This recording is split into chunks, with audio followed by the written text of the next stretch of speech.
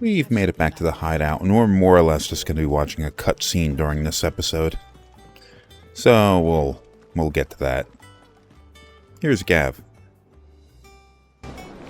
Ah, Clive! How I've missed that scowl. Where's my report? What, no kind words for your old pal Gav?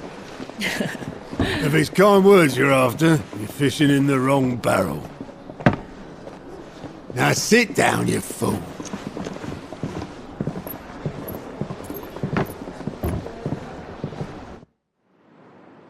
So, you remember how quick the Empire was to occupy the Dominion after the fall of Drake's head? And how pissed off all the other nations were that they didn't think to do it first? Half a century of independence gone at the whim of a madman. So much for their bloody treaty.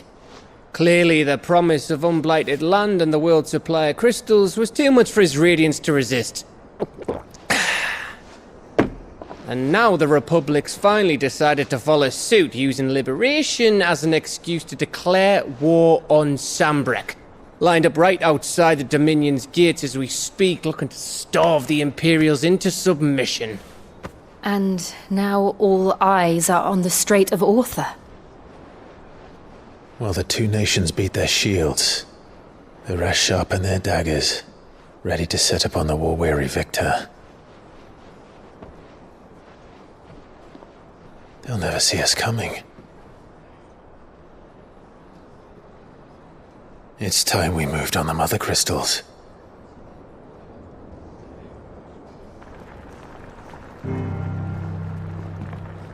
Four mother crystals remain in Storm and Ash. Drake's Breath near Ironhome. Drake's Fang in Dhalmekia. Drake's Spine in Waloed. And Drake's Tail here in the Crystalline Dominion. With the bulk of the Republican army marching to Twinside, Drake's Fang will be left exposed.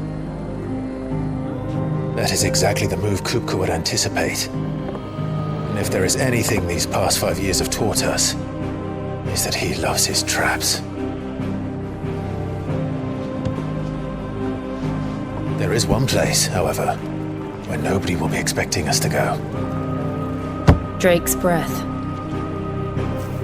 There's a shitload of sea between us and it, and I've never been much of a swimmer. I have an acquaintance in Port Isolde who may be able to help.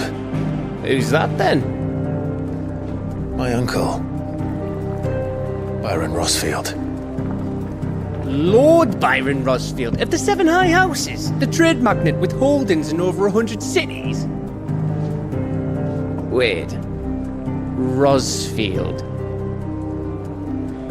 And you're a Rosfield, of course. My uncle's name gave him his start in the world, but it was his acumen which earned him his fortune, along with a handsome fleet of ships. Well, it's settled then. What are we waiting for, eh? Huh?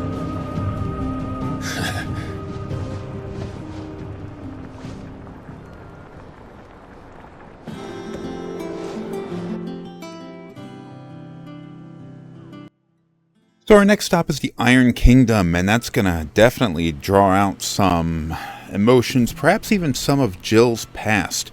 Because remember, she was sort of like a political prisoner, or a political hostage, I should say, in Rosaria from the northern people.